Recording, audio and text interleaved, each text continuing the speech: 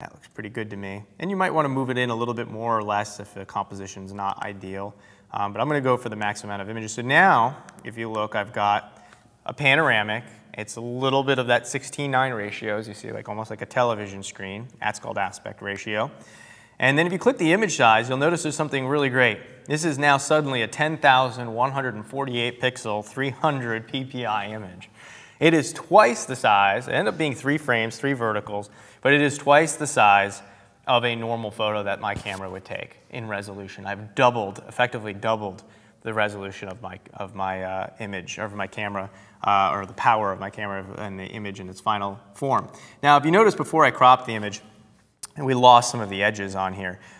We lost some of these little triangle things, and that comes from the fact that I was shooting, I'm trying to remember the focal length, it might have been around 24 or 34 wide angle lens. You're going to start to get that stretching on there, and those areas will be sacrificed in the crop. In a more perfect lineup, you know, if I had a 200 millimeter and I was shooting something from a distance and it was 3 frames, I'd probably have a perfect or near perfect crop on it, and I wouldn't have to sacrifice that, because that is still a loss of resolution.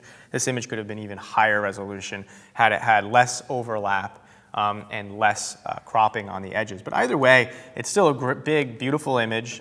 Looks really great. Now that I've flattened it, now that I've cropped it, I will, cropped it. I'm going to trademark that.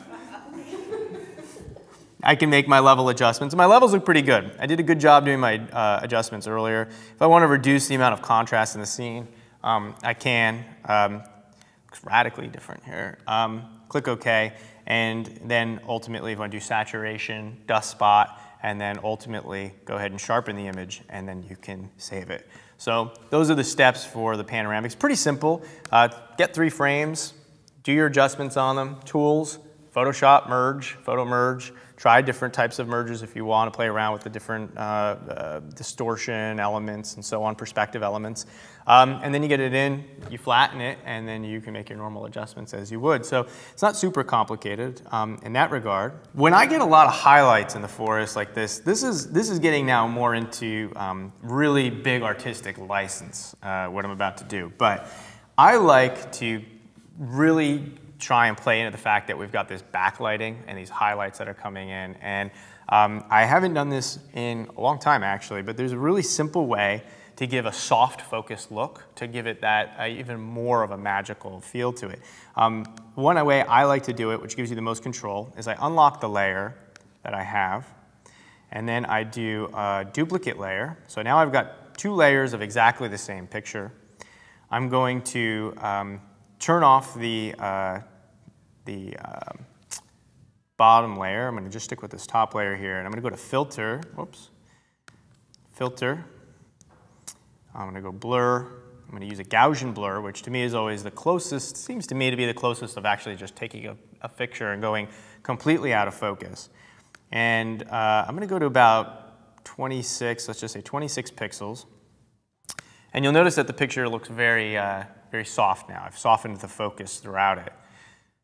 So I'm going the opposite direction of sharpening an image. I'm going like this. And then all I'm going to simply do is go back up to this layer here, this top layer now. And I'm going to reduce the opacity on it. That basically makes it see-through, sort of an opaqueness. And look what happens to the forest as I do that.